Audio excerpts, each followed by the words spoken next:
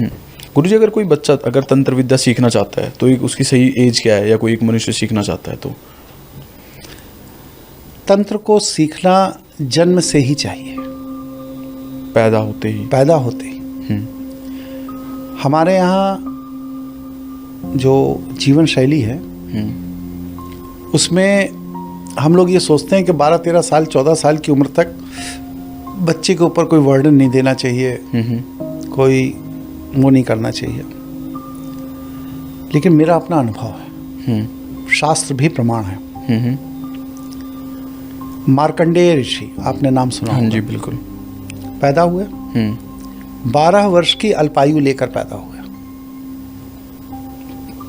ठीक है। उनके पिता ने उनको सप्तऋषियों का आशीर्वाद दिलाया और सप्तऋषियों ने कहा कि मांगो क्या चाहिए। तो उनके पिता ने कहा इसकी आयु बढ़ा दीजिए। उन्होंने कहा मैं विधान बता रहा हूँ, आयु ये स्वतः बढ़ाएगा। और सप्तऋषियों ने जो तंत्र का विधान बताया, उसके बाद वह व्यक्ति जिसे 12 वर्ष की आयु में मर जाना चाहिए था, वो परम आयु तक जीवित रहा। 127 वर्ष उनका जीवन रहा।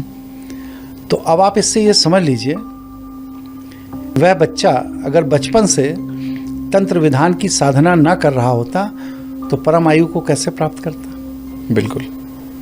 इसी तरह एक दूसरा है पिपलादी ऋषि, दधीच के बेटे, कि दधीच की हड्डियां तो सब देवता ले गए और जो मांस का टुकड़ा पड़ा था उसको माँ ने अपनी गोद में रख करके अग्नि समाधि ले ली।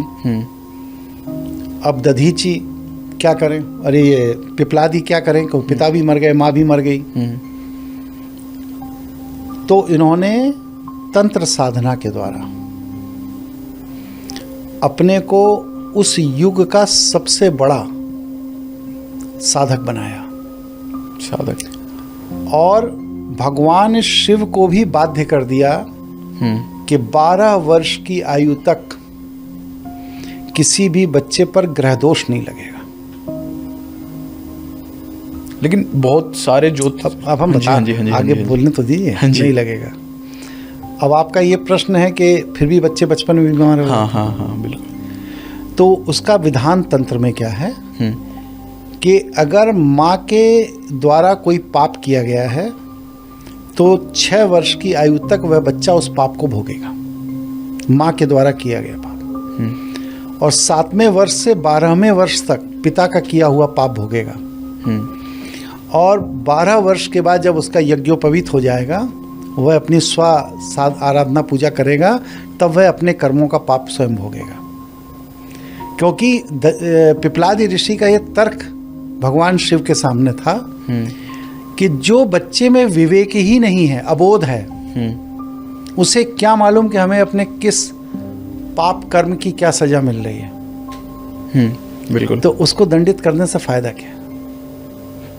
तो इस पर ये विधान प्रकृति का बदला। अब होता क्या है कि हम लोग बच्चे की कुंडली देखते हैं, बच्चे की पीड़ा का निदान करने लगते हैं।